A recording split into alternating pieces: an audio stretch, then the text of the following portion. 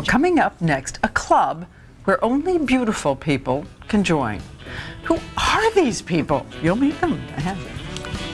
Hope you're sitting down, folks. Now to a controversial new website just launched in the U.S.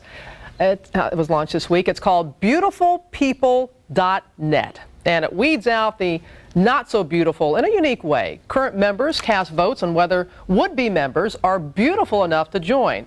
And here with us this morning is Greg Hodge, the site's managing director, along with new member Victoria Schweitzer. No, you said it rhymes with Budweiser. Schweizer. All right, Victoria.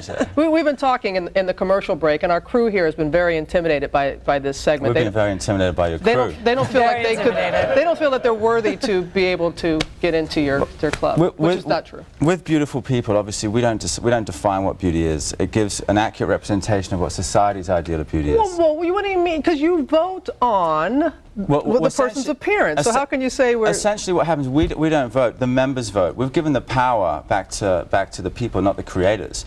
It's the existing members of the opposite sex that deem whether or not a profile is attractive enough to enter the coveted community. Well, you know, people have been, batting this around a little bit, and we spoke earlier to Dr. Pamela Trotman-Reed. She's a psychologist and former professor who's done a lot of work on female identity and beauty, and you know what? She had a little something to say about your website. Great, let's listen. hear it. All right. I think it has damaging features.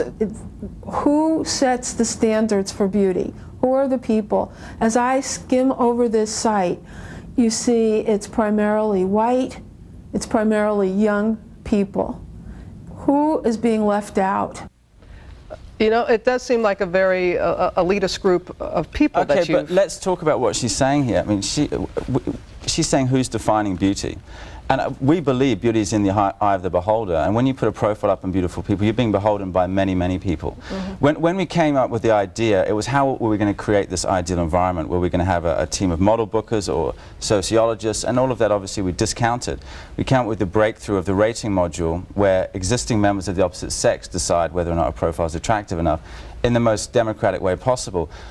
I mean, all through society, you get rejection. I mean, there's discrimination's prevalent everywhere, from the national football team to model agencies. You're told by one person or a small group of people, no, you're not good enough. With us, we've come up with delivering a message that's in the most fair and democratic way by a group of existing members. So, Victoria, congratulations. Thank you. You were voted in. I was. Okay, and I know people would say, well, gosh, people who are attractive, they're always trying to prove that there's more to than just their beauty, that they have some depth to them. So are you afraid people are going to think you're shallow for being a part of the club? No, not at all. I was actually voted in with a photo that you couldn't even really see my face very well. It was more about the personality of the photo. I'm laughing hysterically, and my mouth is open and my eyes are squinted.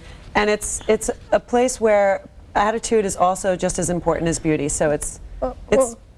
The debate will wait, John. Thank you both No problem. very, very much. No problem. We'll appreciate that. Thank you. We'll be right back.